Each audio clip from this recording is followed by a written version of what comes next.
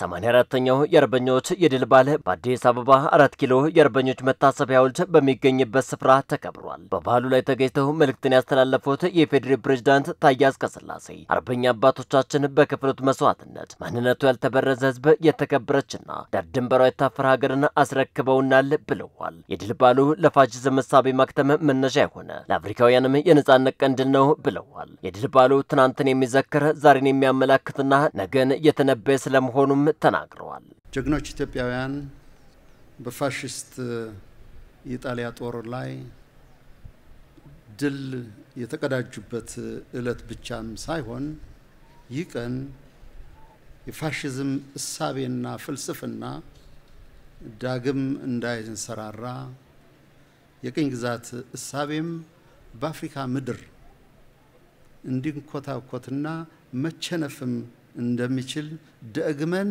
ካድዋ በኋላ ለዓለም ሕዝቦች ያሳየንበት ብርቱ የተጋድሏችን ጸዳልና መታሰቢያ ነው ለማለት ይቻላል።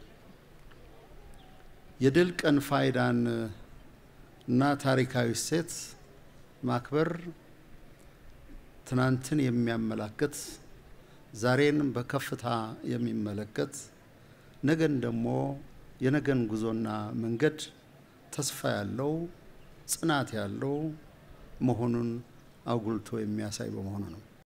ከዚህ ድል በርካታ ልምድና ተሞክሮዎች ተቀምረዋል ያሉት ፕሬዝዳንቱ የውጭ ወዳጅን ማበራከት፣ ጠላትን መቀነስ፣ አብሮነትን ማጠናከርና ማስቀጠል ላይ ሰፊ ትምህርት የሚሆን የታሪክ አካል ነው ብለዋል። ለኢትዮጵያውያኑ የድሉ ስኬት አብሮነታቸው ነውና አብሮነትን የሚሸረሽሩ አካላትን መታገል፣ ለሰላምም ቅድሚያ መስጠት ይጠበቃል ብለዋል። የሀገርን አብሮነት ለመሸርሸር የሚሰሩ አካላትም ከድርጊታቸው ሊቆጠቡ እንደሚገባ ነው ፕሬዝዳንቱ ያነሱት። ሀገራችን እድገትና ግስጋሴዋን የሚበርዳቸው ካሉ በክንዷ ብርታትና በጋሎ እቅፏ አቅልጣ አሳይታናለች።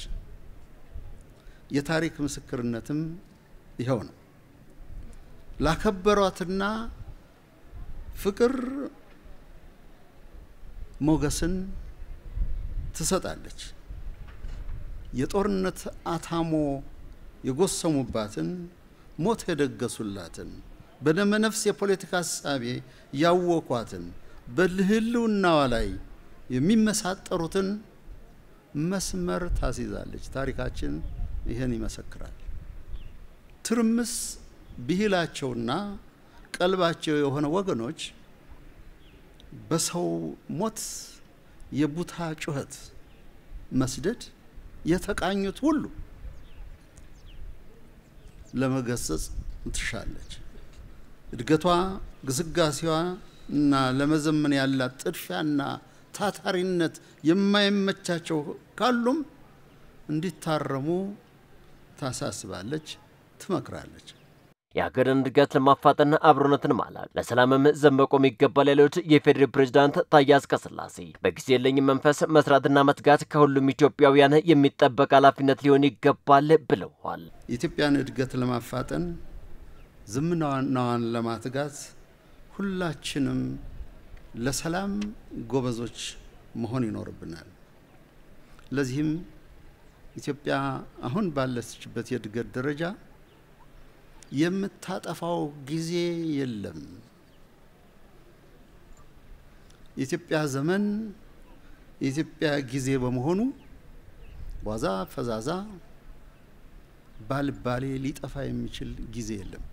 እያንዳንዱ ደቂቃ እያንዳንዱ ሰዓት ኢትዮጵያን ከፍታ የሚያረጋግጥ በመሆኑ የዚህ አካል መሆን የሁሉም ኢትዮጵያዊ ኃላፊነትና ግዴታ ነው።